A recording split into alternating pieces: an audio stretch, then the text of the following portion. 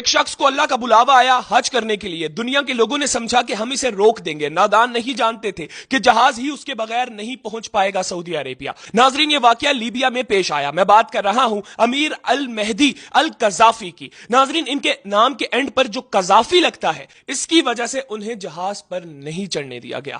Libya سے حج کرنے کے لیے ایک پورا جہاز جا رہا تھا حاجیوں کا. ناظرین، جب قذافی کاؤنٹر پر پہنچے تو ان کو بول دیا گیا کہ تمہارے نام کے اینڈ پر قذافی لگتا ہے، جس کی وجہ سے ہم تمہیں الاؤ نہیں کر سکتے سیکیورٹی ریزنز کی وجہ سے کہ تم حج پر جاؤ. ناظرین، قذافی جا کر ویٹنگ ایریا پر بیٹھ گئے اور اونچا اونچا کہنے لگے کہ میں حج پہ جاؤں گا ورنہ اس ایئرپورٹ سے میں اپنے گھر نہیں جاؤں گا.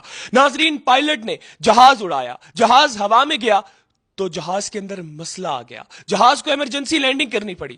جہاز نیچے لینڈ ہوا. مکینک آئے، جہاز کو دوبارہ صحیح طریقے سے چیک کیا گیا. پھر دوبارہ جہاز اڑا ہوا میں. پھر جہاز میں مسئلہ آ گیا. جہاز کو دوبارہ نیچے اتارا گیا تو جہاز کا پائلٹ بول پڑا. جہاز کا پائلٹ کہنے لگا خدا کی قسم میں اس جہاز کو نہیں چلاؤں گا جب تک امیر آ کر اس جہاز میں نہیں بیٹھے گا.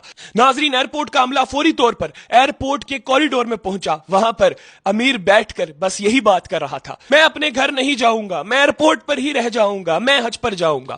اس طرح کی وہ باتیں کر رہا تھا. جب ایئرپورٹ کا عملہ اس کے پاس آیا اور اس کو بولا اللہ نے آپ کی سن لی ہے، پورا جہاز آپ کا انتظار کر رہا ہے، تو امیر المہدی خوشی سے جھوم اٹھے اور بھاگتے بھاگتے جہاز کے پاس پہنچے. جب وہ جہاز کے اندر پہنچے اور جہاز نے ٹیک آف کیا تو یقین مانیے جہاز میں ایک مسئلہ بھی نہیں آیا.